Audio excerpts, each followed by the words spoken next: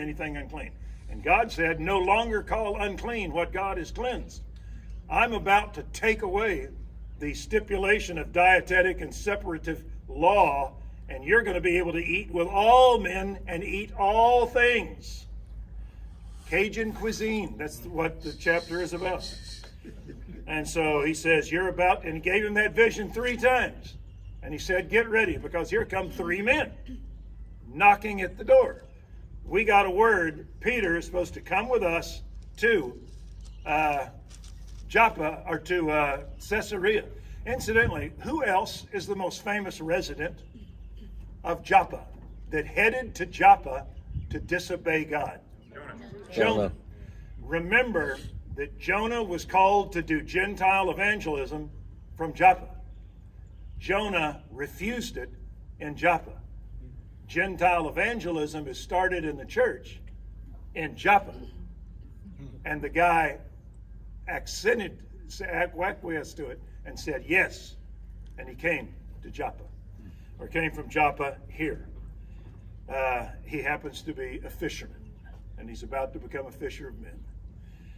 And so here comes Simon Peter, and he walks into the house, and there is Cornelius. And he's not just there, he's got all his buddies that are there with him, because he knows we're about to hear a voice from God. And Peter stands up and said, I used to feel this. God showed me I was wrong, that all men are welcome to him. And while he is speaking, God rudely interrupted him. The Spirit of God fell, and men got instantly converted. And Peter thought, what the fat? But that's the way it is. God interrupted him, and they began to speak in other languages that they had never heard, just like they did at Pentecost. And so it was God saying that the power of God among the Jews is the power of God among the Goyim, the nations. There's no change. And so the word is going to go out. Probably one of the languages they spoke was Arkansas dialect from Adam's home, all right? And so it was God letting him know that the praises of God are about to be known in Denton, Tioga, and wherever. All right? And so, let me see here. In chapter 11 of the book of Acts, Peter left here and goes back to Jerusalem to tell them, do we have any completed Jews in this group? Well, obviously, yeah, there is. He went back to tell all the Jews in Jerusalem the marvel of God's mercy toward believers in Caesarea. Jim Hill, what did they do in Jerusalem? They rejoiced, but they received the Holy Spirit was the big deal. Stop right there. Yeah. Someone with the right answer. They doubted what he said. Oh, well, someone with a better right answer than that right answer. There was an amendation of the right answer. They called him a liar. There. Well, actually, that's wrong, too. They said, how could you? How could you eat with uncircumcised men? You don't do that. And Peter said, what God calls holy, you don't call unclean. And that church said, quote, well then, God hath granted repentance unto salvation to the Gentiles. Amen. They heard one statement and they shut it down. And as soon as they said that, evangelism exploded. Do you think that we could have had evangelism if the core Jerusalem church was resentful? No. You couldn't have had it. And so God won't move until the church grows up. And so they grew up. And so in chapter 12, we're about to see an explosion. In chapter 13, who in Jerusalem gets set aside and says, take off? The Apostle Paul and Saul. They're about to go on their first missionary journey. But we've got a guy standing in the way. He has already put to death James. Because it pleases the Jews, and so he is about to take Peter and put him in jail. And the whole church starts praying, God, help us. And while they're praying, the chains fall off Peter. The gate opens up to the jail. He walks out, and he thinks it's a dream. What happened? They're praying. There's nothing like a good beheading to make you pray. And so he goes to the house of John Mark where they're praying in the upper room. And he knocks on the door. And the guard, now the gate opened at the prison. The guard went blind at the prison, couldn't see him. He comes to the prayer meeting and the gate is shut. And the girl comes to open the door. Anybody remember the girl's name? Rhoda. And he says, say, Rhoda. And she screams and runs back inside and leaves him like a Fuller Brush salesman standing there. And then she says to the guys inside, hey, Peter's out in the front steps. They said, you're crazy. We're all in here praying for him to get out. That can't be true. And so there's a lesson here. It's easier to get out of a Roman jail than it is to get into a Christian prayer meeting. And so they welcome him. And so, Jim Hill, right or wrong, do we have God about to push evangelism? Yes, sir. Do we have a king named Herod that is about to oppose God? Yep. Y'all agree with that? Yep. 13, God says we're going. 12, Herod said, no, you're not. Anybody want to bet as to who's going to win this argument? Herod was depressed because he lost Peter. And so he came to one of his favorite seaside resorts. Right here. Guess where that is? Right here. It's where you're sitting. And the stage was about here somewhere. And he came out to entertain a group of people that were hitting on him to make sure he would give them some state funds. And he came out bedecked in all of his gold and silver. Josephus talks about him. Said the light was blinding, probably about this time of the day, coming off of him as he walked out to show everybody that he was in charge. And the crowd said, it's the voice of a God, not of a man. And Herod didn't say the wrong thing. It's just that he didn't say anything. He accepted that praise of a God. Kendall Lucas, what did God do to him immediately? Got eaten with worms. God struck him dead, and he died slowly, and the worms ate him. Take a note. Don't do that. And so, question, Kendall Lucas. God wants to do evangelism in chapter 13. Herod opposes in chapter 12. Who won that argument? God won it. Herod is now gone. Can God do that? Would we like to see? God took him out. And so, it is right here that you saw a beginning of something that had never occurred. You have a pastor in place, Philip. You have prophetic word being given, Philip's daughters. You have Peter's okay that this is a good thing. And you have your first church that is Jew and Gentile. They're not an all-Jewish church like Jerusalem. They're not an all-Jewish church like Damascus. They're not an all-Jewish church like Antioch. But this church becomes the first, Denton Bible, of Jew and Gentile worshiping God at the same place. And has it spread a little bit? Well, that's the amazing thing. You're sitting at the place that it took off. Every other church of Jew and Gentile, because that's the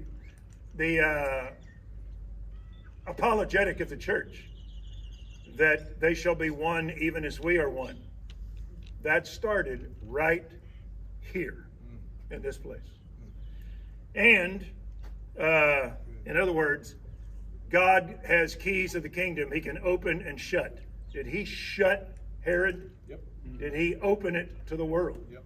Right here. And on Paul's third missionary journey, he came down the coast and he came in here to Caesarea, and he was going to head to Jerusalem to get his last word in at the Feast of Tabernacles to his Jewish brothers. And on the way, guess who met him? It was Philip. And he went to Philip's church. So this was the last church Paul went to, one of them as a free man. It was right here. He goes to Jerusalem. He starts to preach. They have a riot. They throw him in jail. There's an attempt to murder him.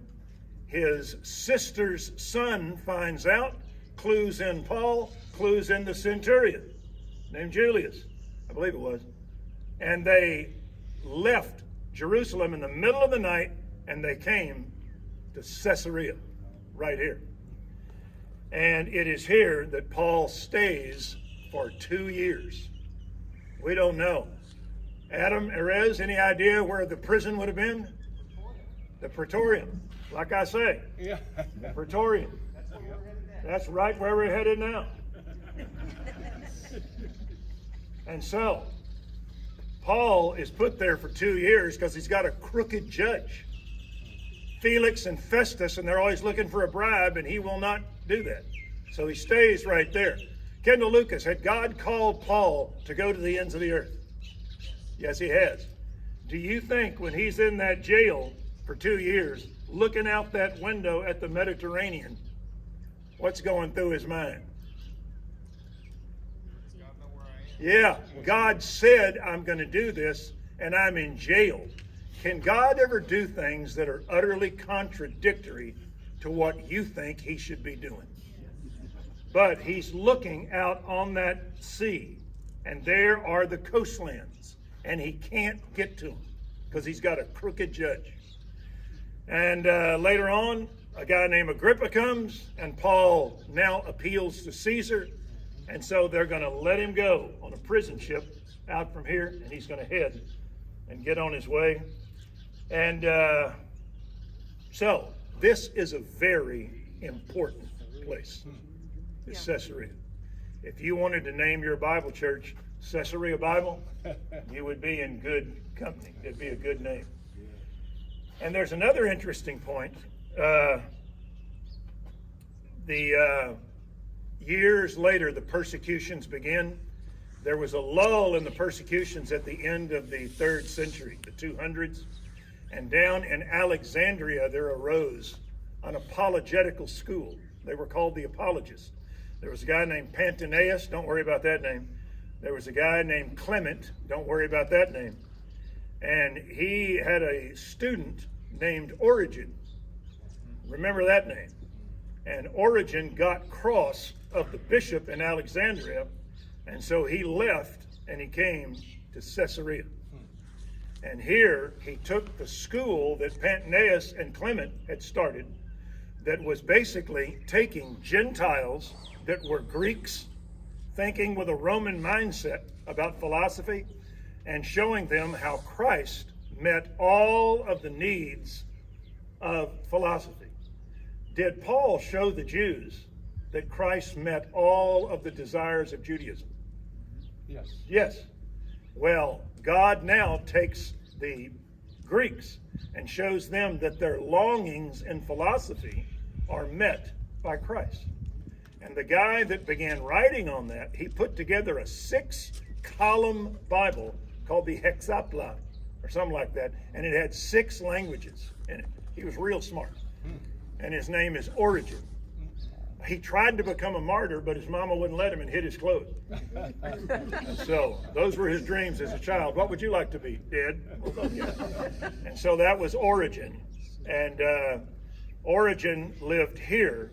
And so this, if you've ever enjoyed Francis Schaeffer, if you've ever enjoyed C.S. Lewis, of guys making Christ applicable to cultural ideas, this is one of the places it started, from Alexandria up to Caesarea. And later on, we had the Bible that was in Greek, and there was a guy that wanted to translate it for the first time into Latin. His name is Jerome. Guess where he lives? Caesarea. He moved to Bethlehem, but he started it right here in Caesarea. So this place is where, and I think it's interesting that this was the first Gentile explosion. And the way it started was Philip. And after he baptized the Ethiopian eunuch, how did he get here? God raptured him. And he woke up down here. It was the most demonstrable, God-centered, no way you can doubt of anything that happens in the New Testament. The next time that happens will be at the rapture. And it happened to Philip. And it put him right here. And I've also always wondered, what do we call Erez? The place where all the horses run out there? The word hippo means horse. You know what the name Philip means? It's lover, phileo, hippo. The lover of horses. And God put him right here in the middle of the hippodrome. Does that have any meaning? I have no idea. But it is interesting. And so, Bible translation, apologetics, Jew and Gentile, one in Christ, you're sitting right where it had its beginning. Would you agree that great things come from small beginnings? Father in heaven, we stand on august grounds where the angel came, where Cornelius came, where Philip came, where Paul came, where Origen came, where Jerome came, and ultimately where we, with our English Bibles and our apologetics and our knowledge of Scripture, reading from Jew and Gentile, we are standing where it began. Believe it or not, by a wicked man building a city to another wicked man. And out of something bitter, you made something sweet. And thank you that the rivers of grace reached all the way across the globe and found me in a dorm room. And we'll thank you in Jesus' name. Amen. Amen.